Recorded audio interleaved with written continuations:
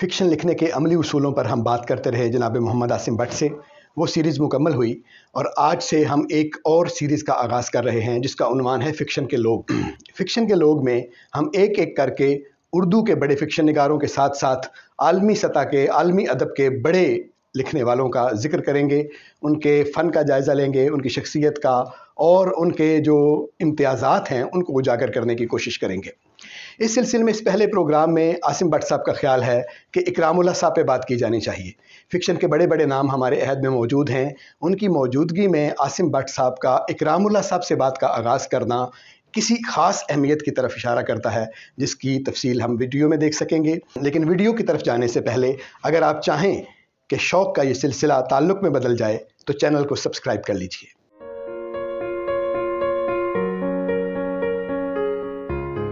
बिस्मिल्लाहिर्रहमानिर्रहीम। आबिद शाल हाजिर है इदारे उर्दू के सिलसिले एक सवाल के साथ,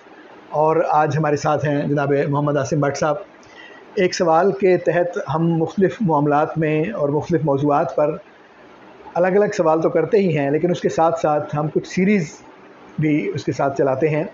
जो एक सिलसिला होता है एक दूसरे के साथ जुड़े हुए सवालों का। किसी एक मौजू पर मुतअद्दिद सवालात जो हैं उनको इकट्ठा करके तो एक सीरीज़ बनाई जाती है। जैसा कि इससे पहले आसिम साहब के साथ जो सीरीज़ थी उसका उन्वान था कि फ़िक्शन लिखने के अमली उसूल क्या हैं। उस पर 10 प्रोग्राम हमने रिकॉर्ड किए और वो देखने वालों ने उसको बहुत पसंद किया और वो इदारे के चैनल पर मौजूद हैं। इसी तरह जो एक सीरीज़ है वो नासिर अब्बास नगीर साहब के साथ चल रही है, जो उनकी किताब नए नक्कात के नाम खतूत है उसके हवाले से है। इसी तरह एक सीरीज़ जो है वो जनाब इदरीस आज़ाद साहब के साथ चल रही है, जो मसनूई ज़हानत के जो मौज़ूआत हैं उन पर है। तो इसी तरह के और मामलात भी हैं। तो आज हम एक नई सीरीज़ शुरू करने जा रहे हैं जनाब मोहम्मद आसिम भट्ट साहब के साथ, और वो है फ़िक्शन पर तो हमने बात की। अब हम बात करते हैं फ़िक्शन के लोगों पर, और उसका उन्वान भी यही है, फ़िक्शन के लोग। उसमें हम अपने जो उर्दू फ़िक्शन लिखने वाले लोग हैं उन पर भी बात करेंगे, और जो आलमी फ़िक्शन के लोग हैं उन पर भी अलग अलग हर दफ़ा एक लिखने वाले पर बात करेंगे। तो आलमी अदबियात में से भी और जो उर्दू अदब है उसमें से भी फ़िक्शन के अहम लोगों पर एक एक करके हम गुफ्तगूएँ करेंगे। उनके इम्तियाज़ात क्या हैं, उनकी अहमियत क्या है, और रिवायत में उनके लिखे की अहमियत क्या है। तो इस तरह की बातें जो है वो पेश नज़र होंगी। आप सब की तरफ से भी मैं आसिम भट्ट साहब को शुक्रिया अदा करता हूँ। सर बहुत शुक्रिया। ये ज़ाहिर है एक मेहनत वाला, एक तवज्जो वाला और एक मुताले वाला काम है, तो आपने मेरे लिए, हमारे इदारे के लिए और हमारे जो देखने वाले हैं उनके लिए इस मेहनत को करना कबूल किया, तो बहुत शुक्रिया आपका। आगाज़ में ही तो साथ साथ तो शुक्रिया आपका अदा करते ही रहेंगे। तो आज हमें बताइए कि हम उर्दू से शुरू कर रहे हैं, तो उर्दू का कौन सा फ़िक्शन निगार जो है वो आज हमारे पेश नज़र है? आज हम इकरामुल्लाह साहब पर बात करेंगे। बहुत अच्छा। इकरामुल्लाह साहब पर आमतौर पे चूँकि ज़्यादा बात नहीं होती, और इसकी वजह ख़ुद उनकी अपनी एक शख्सियत का भी एक अमल दखल है कि वो इन तमाम जो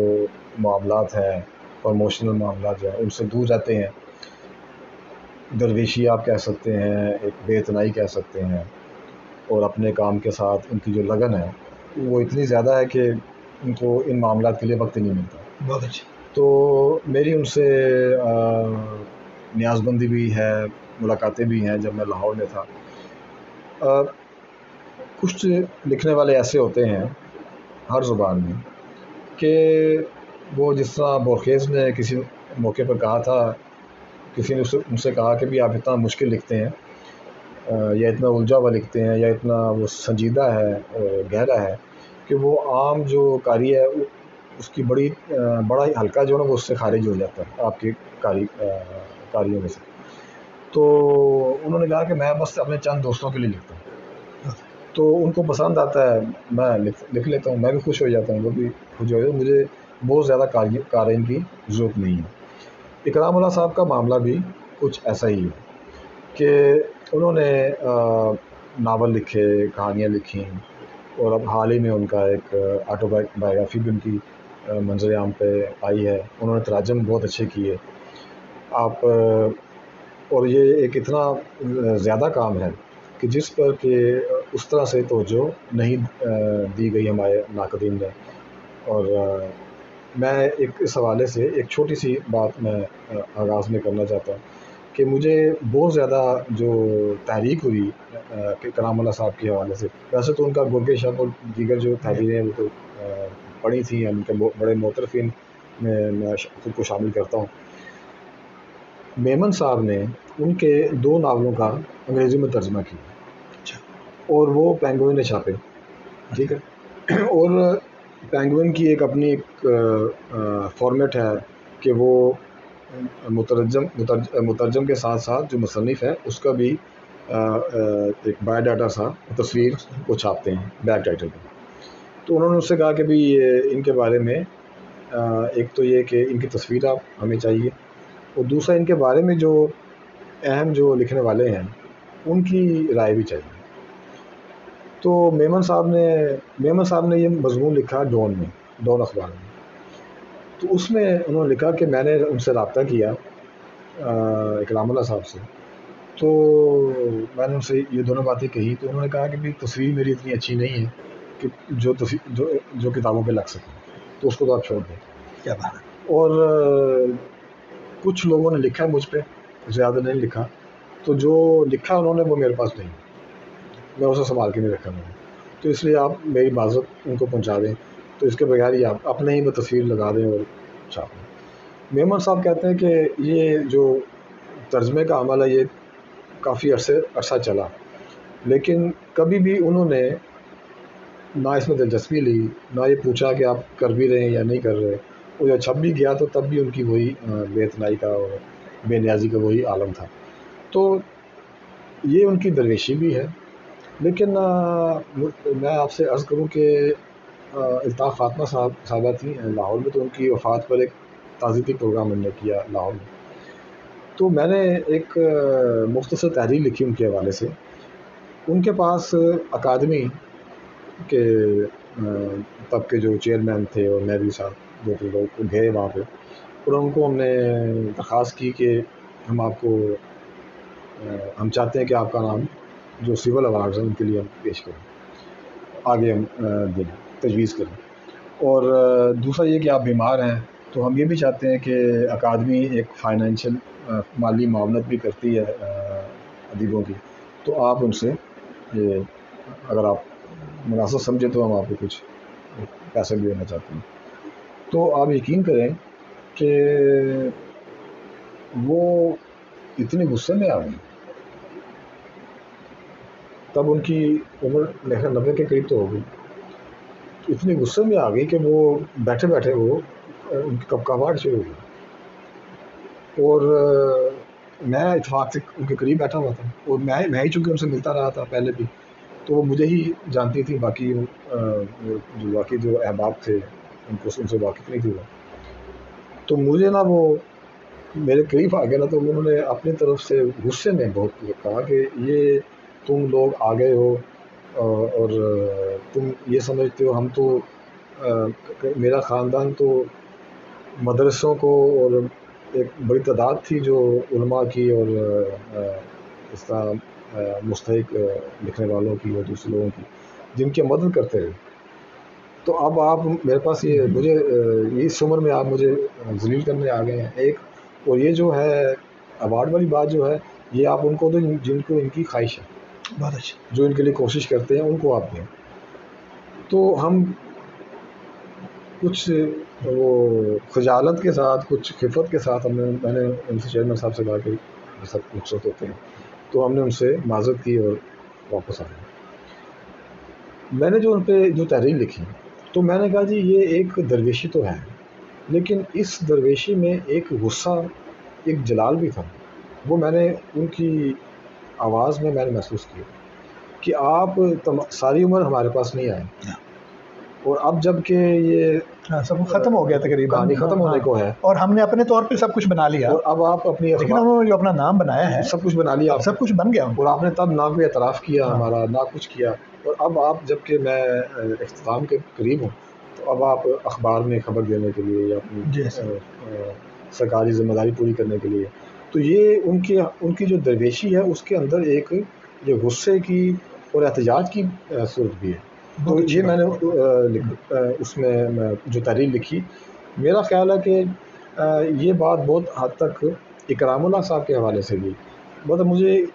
یاد ہے کہ جس گروپ میں وہ بیٹھا کرتے تھے، وہ سارے کا سارا گروپ جو تھا وہ ایوارڈز وغیرہ وغیرہ وغیرہ وغیرہ جو بھی ہے اس کے اس سے وہ مراد یافتہ تھا وہ. لیکن صرف یہ اکرام اللہ صاحب ایسے ہوتے تھے، یہ ہم ان کو شروع سے دیکھ رہے تھے کہ کوئی بھی کانفرنس ہو رہی ہے، کوئی سیمینار ہو رہا ہے، کوئی پروگرام ہو رہا ہے، تو وہ سارا ہی گروپ اٹھتا تھا اور اکرام اللہ صاحب اپنی گاڑی میں بیٹھ جاتے تھے اور وہ سارے وہاں چلے جاتے تھے.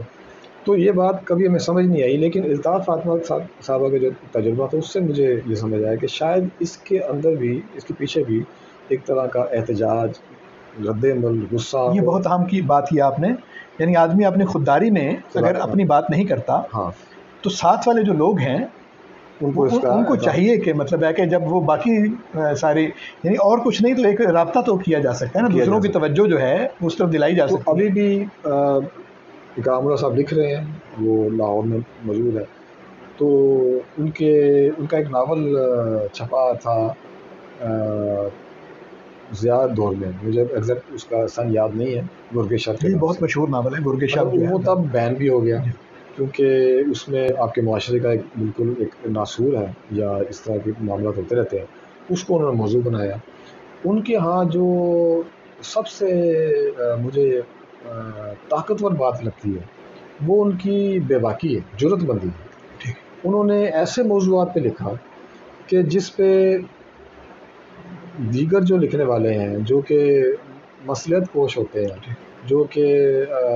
ایک ایسی روش پہ چلتے ہیں جو نہ زیادہ کسی کو تنگ کرے، نہ اس میں اپنی بات بھی کر لیں اور دوسروں کی بھی دل شکنی نہ ہو اور وہ معاملات بھی ٹھیک ہی رہیں. اب یہ روش ہے ایک ایسی جس پہ کہ بیشتر لوگ چل رہے ہوتے ہیں.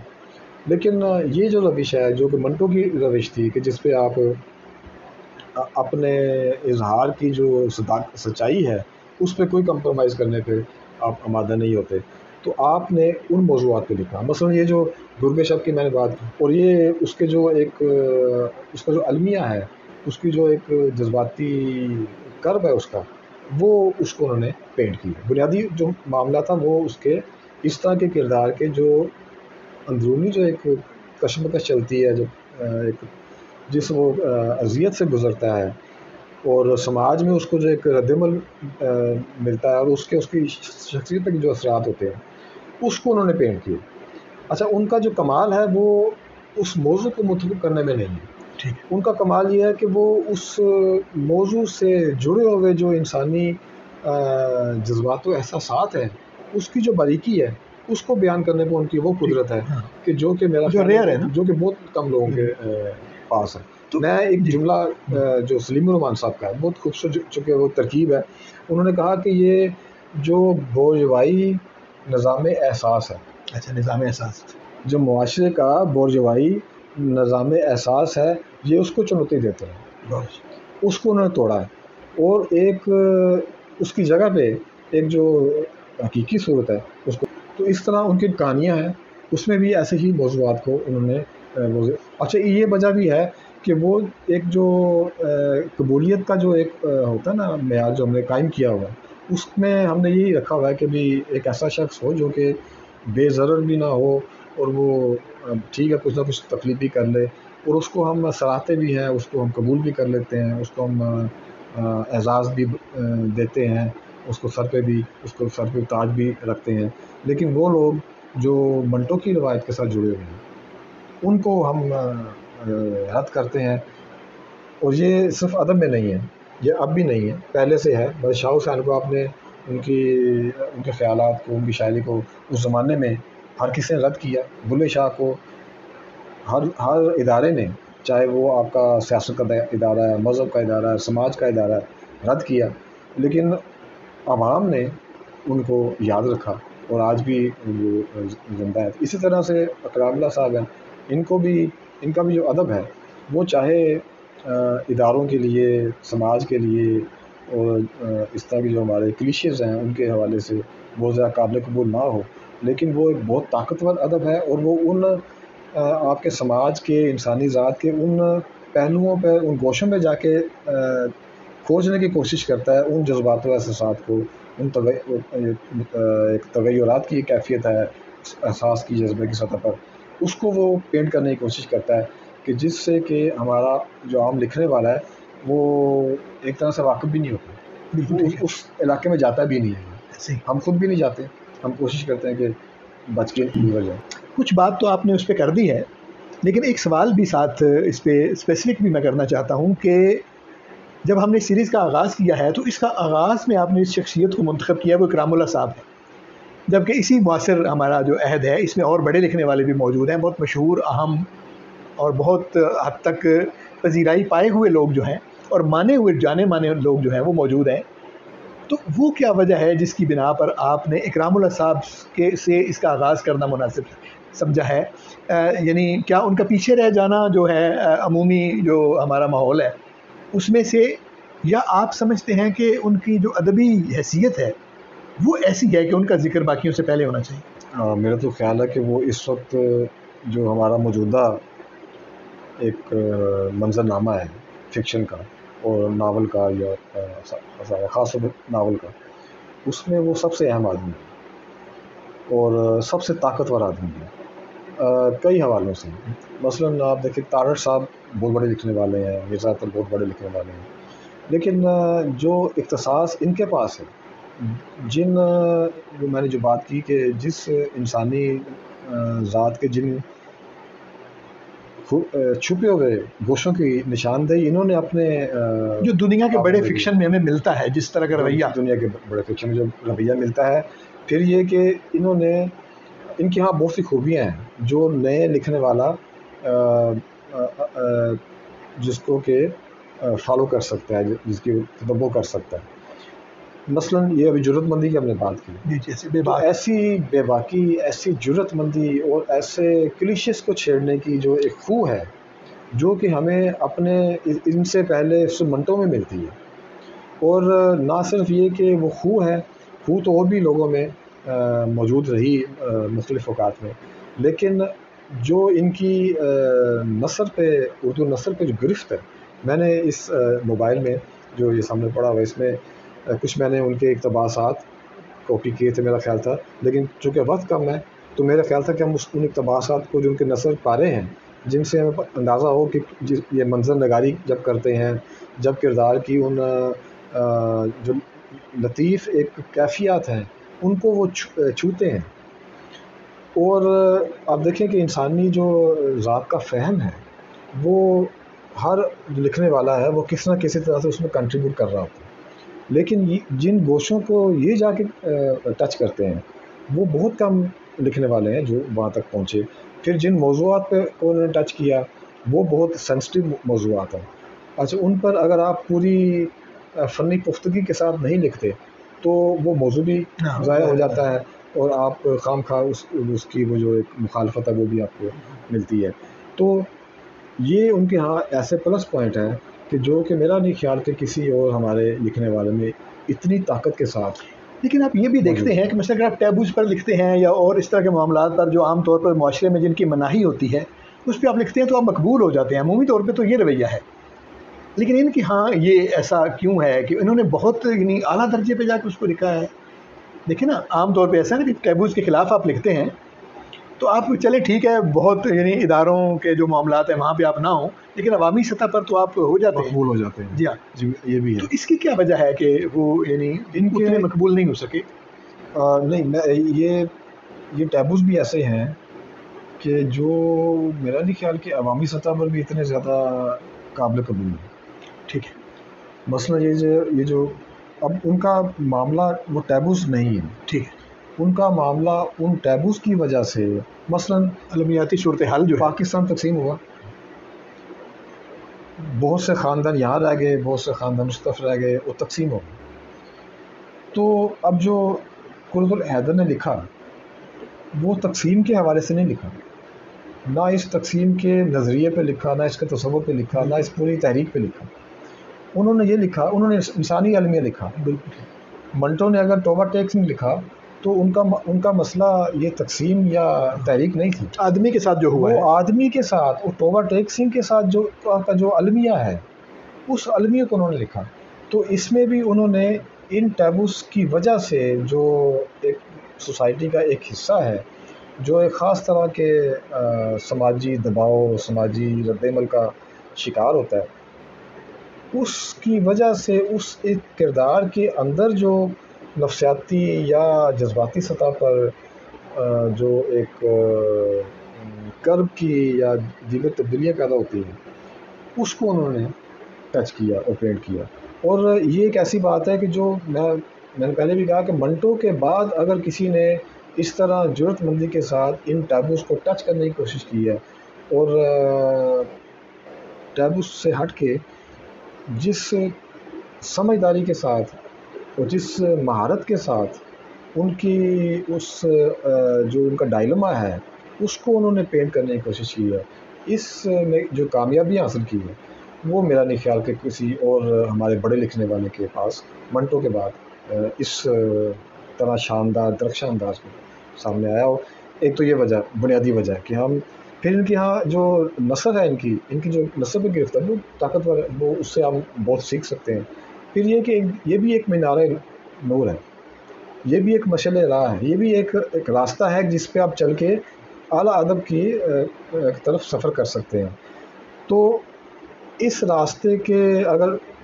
کہیں شروع میں آمد و رفت نہیں ہے زیادہ تو جھاڑیاں اگی ہوئی تو آپ کو لگتا ہے کہ یہاں راستہ ہی کوئی نہیں ہے، تو میں نے وہ جھاڑیاں ختم کر کے اس راستے کو دکھانے کی کوشش کی کہ آگے جا کے دیکھیے کہ اس کے آگے بھی ایک جزیرہ ہے، بہت اچھی ایک بہت بڑا گلستان ہے جہاں کے اس کے اپنے پھولوں کے اپنے رنگ ہیں، خوشبو ہے۔ تو ان پڑھنے والوں کو